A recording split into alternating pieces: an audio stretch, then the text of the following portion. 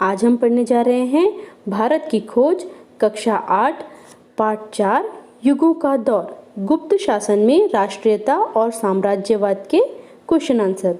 तो पहला क्वेश्चन है, भारतीय रंगमंच की क्या विशेषताएं थी?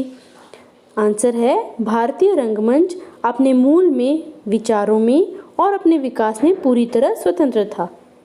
नाट्यशास्त्र को ईसा की 3री शताब्दी की रचना कहा जाता है, जो रंगमंच की कला पर आधारित है। ऐसे ग्रंथ की रचना तभी हो सकती थी जब नाट्य कला पूरी तरह विकसित हो चुकी हो और नाटकों को सार्वजनिक रूप से प्रस्तुत करना आम बात हो।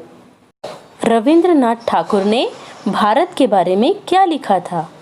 आंसर, रविंद्रनाथ ठाकुर ने लिखा था, मेरे देश को जानने के लिए उस युग की यात्रा करनी होगी जब भारत ने अपनी आत्मा को पहचानकर अपनी भौतिक सीमाओं का अतिक्रमण किया। गेटे ने किस संस्कृत नाटक की प्रशंसा की थी? गेटे ने शकुंतला संस्कृत नाटक की प्रशंसा की थी। क्वेश्चन 4 है, राजा हर्षवर्धन के समय संस्कृत का कौन सा नाटककार प्रसिद्ध हुआ था?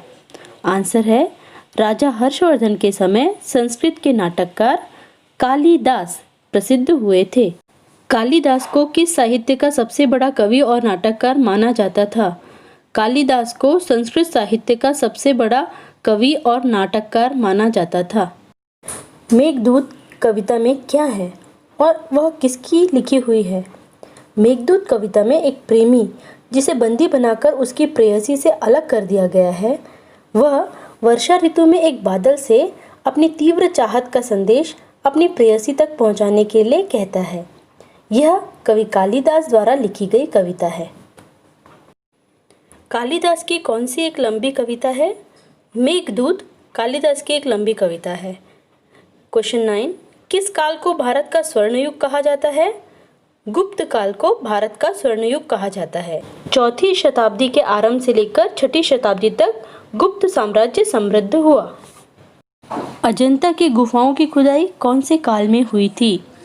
4वीं से 6वीं शताब्दी ईस्वी में गुप्त काल के दौरान, जिसे भारत का स्वर्ण युग कहा जाता है, अजंता की गुफाओं की खुदाई हुई थी।